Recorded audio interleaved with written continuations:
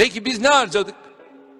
Biz şu ana kadar 40 milyar doları aşkın mültecilere destek verdik. Suriye'de savaş bitti ve döndürülmüyorlar. 40 milyar doları bu işte harcayan Türkiye evelallah 1,40 daha harcar.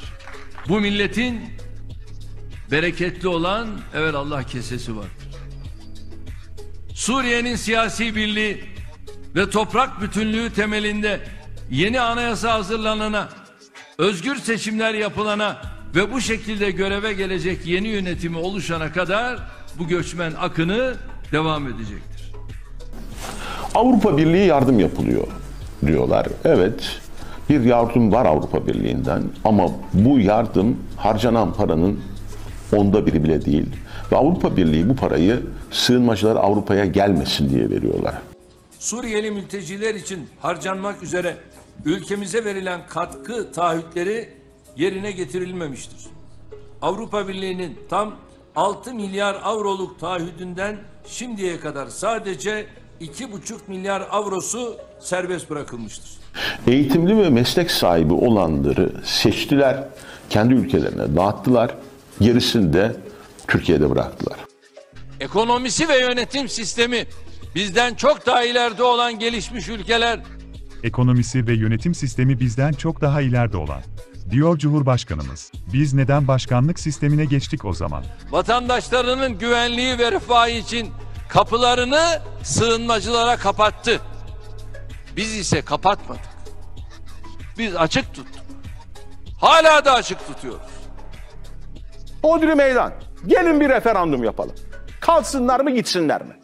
Dünyada en az gelişmiş ülkelere veya mültecilere en büyük desteği veren ülke Türkiye'dir. Bunu açık ve net söylüyorum.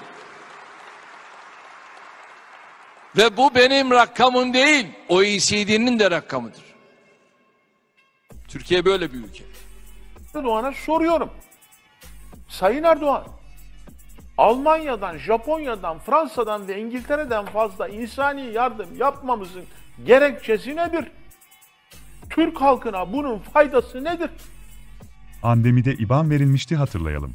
Biz bize yeteriz Türkiye diyerek başlattığımız bu kampanya için Aile Çalışma ve Sosyal Hizmetler Bakanlığımız tarafından şu anda bilgileri ekranda gözüken bir yardım hesabı açıldı.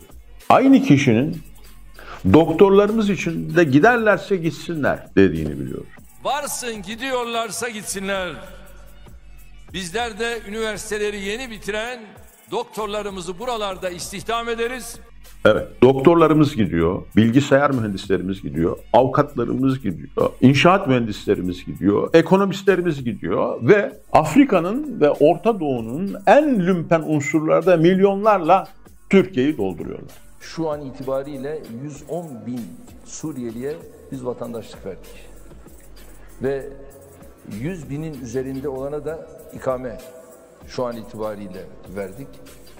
Ve bu şunu gösteriyor. Biz bu 110 bin vatandaşlığın dışında diğerleri için de bu vatandaşlık sürecini daha da artırma konumundayız. Bu 8 milyon insandan en az 900 binine Türkiye'de vatandaşlık verdiler ve ilk seçimde AKP'ye oy verdirtmek, Türkiye'de seçimlere bir antidemokratik darbe yapmaya hazırlanıyorlar. Sığınmacılar ülkesine dönmeden bu harcama ve masraflar, bu haksız yasa dışı uygulamalar bitmeden Türkiye ekonomisinin düzelmeyeceğini ne zaman öğreneceksiniz? Evet. Sığınmacılar dönmeden ekonomik krizin bitmesi mümkün değil. Milletimden sabırlı olmasını, bize güvenmesini, daha sıkı sarılmasını istiyorum. Milletimden biraz daha sabır talep ediyorum. Milletimden biraz daha sabır ve verdiğimiz mücadeleye daha güçlü destek bekliyorum.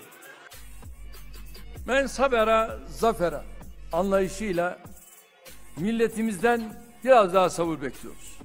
Milletimizle birlikte sabredecek. 2023 Haziran'ında seçimler olacak. O zamana kadar sabredeceğiz. Sonra sarayı yollayacağız. 2023'ten sonra AK Parti kazanırsa ve Ümit Özdağ'ın söyledikleri gerçekleşirse duyacağımız sözler muhtemelen bunlar olacak. Siyasi hayatımda ne aldanan oldum, ne aldatan oldum. Bundan sonra da ne aldanan olacağız, ne aldatan olacağız. Aldanmışız. Gerçekten safmışız. Şahsım başta olmak üzere tüm ülke yanlış yönlendirildi. Aldatıldı. Rabbim de, milletim de bizi affetsin. Açıkçası biz son ana kadar Barzani'nin böyle bir yanlışa düşeceğine ihtimal vermiyorduk. Demek yanılmışız. Obama döneminde Zeytinlik harekatı olarak değerlendirilen o süreci Sayın Obama'yla defalarca konuştuk.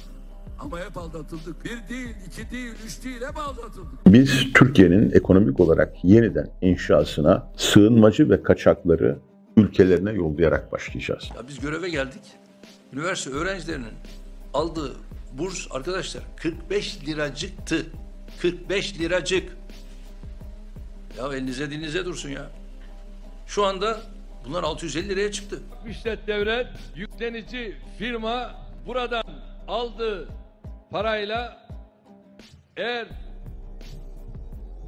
buradaki aylık, yıllık bedel eğer onun aleyhine ise farkı kim ödeyecek? Onu bizler devletin kasasından biz ödeyeceğiz. Devletin kasasından biz ödeyeceğiz. Evet değerli arkadaşlar, biz yıpranmış değil, perişan olmuş bir ekonomi devralacağımızı biliyoruz. 20 seneden beri bu milletin varı yoğu satıldı, özelleştirme adı altında peşkeş çekildi, 60 milyar dolardan fazla özelleştirme yaptılar güya, peşkeş çektiler aslında, 55 milyar dolarlık AVM yaptılar ve bu AVM'lerin içinde de %60 yabancı malı satıyorlar. Türkiye üretimden koptu. Fabrika yerine rezidanslar inşa ettiler. Ama Türk gençlerini yurtlarda 8 kişi bir odada yaşamaya mahkum ettiler. Ondan sonra itibardan tasarruf olmaz diyorlar.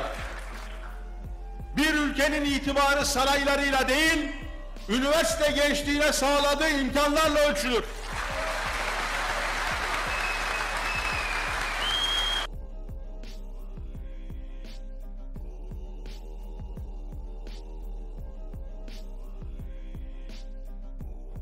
Kılıçdaroğlu'nu es geçmek olmaz tabii ki, hükümet ne kadar kaybetmeye yaklaşırsa hemen yetişiyor. Selahattin Demirtaş'ın serbest bırakılmasını istiyorsanız, Osman Kavala'nın serbest bırakılmasını istiyorsanız bize katılacaksınız. Belediye başkanlarımızın sağ olsun özel kalem müdürleri altı çalışan bir kadrosu var. Ya muhtarlar için bari yanına bir kişi izne ayırıp gittiği zaman o muhtarlığı kapatacağına bir kişi orada otursa ne olur? Ve bunlar üniversite mezunu olsa ne olur? 10 milyon işsizimiz var. 10 milyon. 10 milyon işsiz. Her muhtarlığa bir kişi özel kalem müdürü olarak atanırsa mesele bitiyor. Başından beri çağrıda bulunuyoruz. Sana ve küçük ortağın İYİ Parti'ye. Vatandaşlık verilenler 10 sene oy kullanmasınlar. Bu doğrultuda yasada bir değişiklik yapalım. Gelin birlikte siz de destek verin bu tasarıya. Geçirelim bu yasayı. En azından Türk milletinin gündemine getirelim. Ve susuyorsun. Susmakla da kalmıyorsun. AKP'yi aklıyorsun. Verilen vatandaşlıkları aklıyorsun. Sayılarını olduğundan küçük gösteriyorsun. Süleyman Soylu'yla birlikte çalışıyorsun Kemal sen. Sen nasıl referandumda kirli referandumu meşru hale getirdiysen, 2,5 milyon mühürsüz oyun kullanılmasına itiraz etmediysen, 16 Nisan gecesi YSK'nın önünde beni yalnız bırakıp evine gidip yattı uyuduysan ve hiçbir CHP milletvekilini oraya yollamayıp karşı çıkan Atilla Kart'ın CHP Konya milletvekilinin dava açmasını engellediysen, şimdi de daha seçim sürecine girilmeden AK Parti'nin bütün seçim manipülasyonlarını Sözcü gazetesinde meşrulaştırıyorsun.